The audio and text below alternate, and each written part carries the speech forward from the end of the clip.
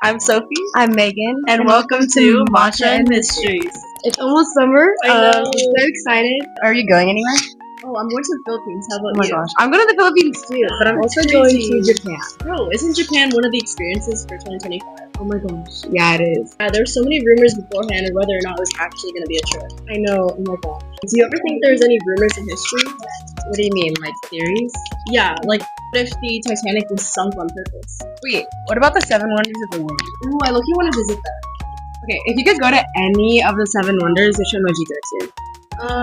Maybe like the pyramids of Giza. Wait, weren't some of them like destroyed already? I think there were a few, like the Colossus of Rhodes and the Hanging Gardens of Babylon. What is that? Basically, the Hanging Gardens are said to be beautiful terraced gardens full of trees, flowers, and waterfalls.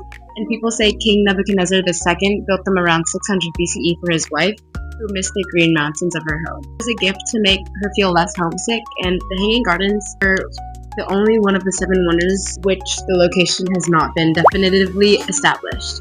Stone tablets from Nebuchadnezzar's reign give detailed descriptions of the city of Babylonia, its walls, and the palace, but do not refer to the Hanging Gardens.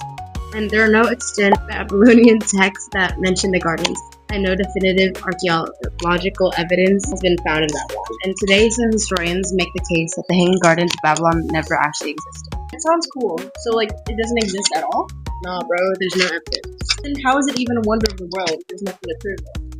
I don't know, man. People have theories on it, but it's basically rumors of the gardens. So what are those main theories? The first theory is that it never existed. There's some scholars, like those cited in ancient architecture studies, and they argue that the once described lush gardens and waterfalls never existed at all. And some say it was probably exaggerated or misinterpreted by Greek and Roman writers, like Strabo, a Greek geographer, philosopher, and historian, or Philo of Byzantium, an engineer or physicist. He described it based on secondhand stories centuries after the fact, which even more so benefits the idea that the beautiful description of the Hanging Gardens of Babylon were nothing more than a hoax. So just ancient rumors with no receipts? Right. And Nebuchadnezzar's own inscriptions mention tons of projects, palaces, temples, canals, but not the Hanging Gardens. Okay, but also to add on to the theory, in another article, memorycherish.com, it says here by Dr. Laura Whitman that through these gardens' legendary status, some symbolic interpretations were that they were representing human ingenuity and the desire to create beauty and harmony. That's crazy. So, do these interpretations reflect the Hanging Gardens? Yeah, so for example, these lush green gardens symbolize our wish to bring nature's splendor into our daily lives, even in arid landscapes. In the context of Mesopotamian culture, green spaces were highly valued. Okay, but what if we were just looking in the wrong place? That's what Dr. Stephanie Daly from Oxford argues. She suggests that the gardens were actually Nineveh, not Babylon. And that's a totally different city, like further north in modern-day Iraq. Why Nineveh? She found Assyrian records from King Sennacherib describing a garden complex that matches the Greek descriptions. Terraces, aqueducts, even a water-reusing device like an early screw top.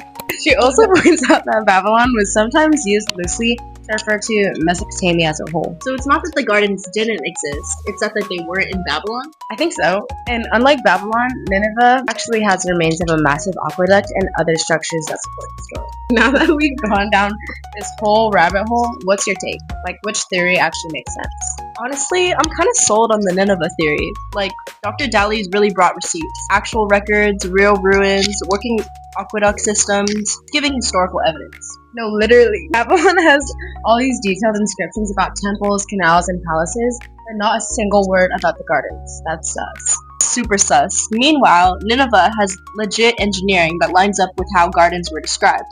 Tier levels, water systems, even a proto-school pump. That's not just a coincidence. Bro, and the fact that Babylon was sometimes used as a blanket term for all of Mesopotamia, that makes it way too easy for historians to mix stuff up. So it's not that the gardens were fake, it's not that they might have just slapped the wrong name on the city and kept it like that for centuries. That's so crazy. Imagine your whole legacy being famous in the wrong place. That's an L for history, but it's still iconic. Oh yeah, it's like ancient people were out here manifesting their Pinterest dream garden before Pinterest was even a real thing. It's giving romantic gift, but make it Mesopotamia Empire. Basically, Hanging Gardens equals historical soft launch. No hard proof, but vibes and theories were immaculate. And that's why it counts as a wonder of the world.